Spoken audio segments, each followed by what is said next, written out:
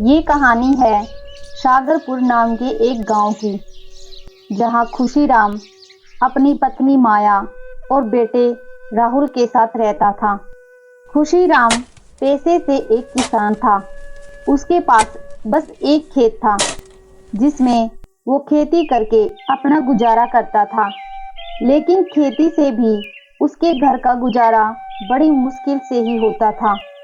खुशीराम को फसल बेचकर भी इतनी कमाई नहीं होती थी कि वो अपने बीवी बच्चों का पेट भर सके।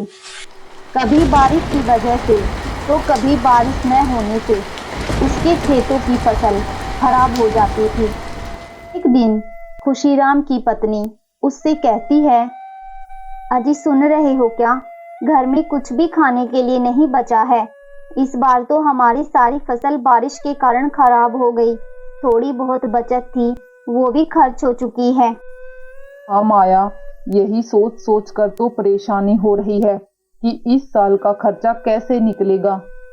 आप चिंता मत कीजिए, सब भगवान भरोसे है।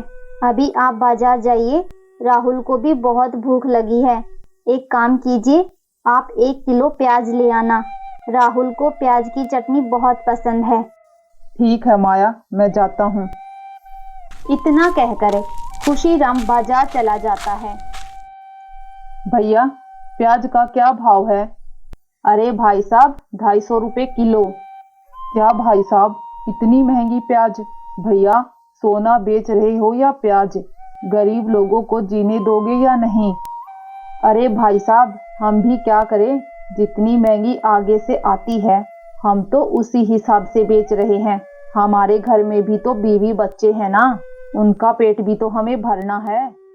ठीक है भाई साहब, आप रहने दीजिए। मेरे पास तो इतने पैसे नहीं हैं कि मैं 250 रुपये किलो प्याज खरीदूं। खुशीराम उदास हो जाता है।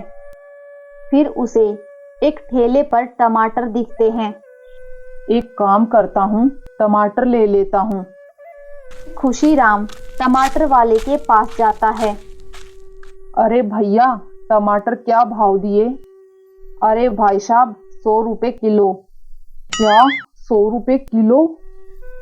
टमाटर के भाव सुनकर खुशीराम के होश उड़ जाते हैं। लगता है आज तो खाली हाथ ही जाना पड़ेगा। खुशीराम उदास मन से घर वापस आ जाता है। आ गए आप? प्याज कहाँ है? अरे, आप तो खाली हाथ वापस आ गए। क्या हुआ, बताइए तो। अरे माया, लोग प्याज नहीं, लगता है सोना बेच रहे हैं। प्याज के दाम 250 रुपये किलो हैं। अरे तो आप टमाटर ले आते। अरे माया, मैं टमाटर ही ला रहा था, फिर टमाटर के दाम पूछे तो 100 रुपये किलो टमाटर हैं। हे भगवान, अब हम क्या खाएंगे? हे ऊपर वाले, कुछ तो रहम कर हम गरीबों पर। दोनों बहुत दुखी हो जाते हैं। माया, मेरे दिमाग में एक सुझाव है, क्यों ना मैं भी टमाटर और प्याज बेचने लग जाऊं। लेकिन हमारे पास इतने पैसे कहाँ हैं कि हम बेचने के लिए टमाटर और प्याज ले आएंगे। मैं जमींदार से कुछ पैसे उधार ले आऊंगा। अगर काम चला तो अभी चुका दूंगा, नहीं तो अगले साल की फसल बेचकर ही चुकाऊंगा। फिर खुशीराम जमींदार से कुछ पैसे उधार ले लेता है और बेचने के लिए टमाटर और प्याज खरीद लेता है। अगले दिन खुशीराम बाजार में टमाटर और प्याज बेचने चला जाता है। बाजार में जाकर खुशीराम आवाज लगाता है, प्याज टमाटर ले लो, प्याज टमाटर, बढ़िया प्याज टमाटर। खुशीराम की आवाज सुनकर ग्राहक उसके पास आने लगते हैं। भाई साहब, प्याज क्या भाव है? भैया, प्याज 250 रुपये किलो है। ठीक है, 1 किलो दे दो। और इस तरह खुशीराम का व्यापार चलने लगता है। कुछ ही देर में खुशीराम के ठेले पर लोगों की भीड़ लग जाती है और कुछ ही देर में खुशीराम के सारे प्याज टमाटर बिक जाते हैं।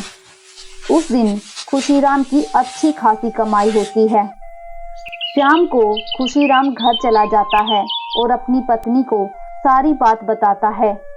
क्या जी, ये तो चमत्कार हो गया। हे ऊपर वाले, आपका बहुत बहुत शुक्रिया। अब कम से कम घर में खाने के लिए राशन तो आएगा। और इस तरह खुशीराम के अच्छे दिन आ जाते हैं।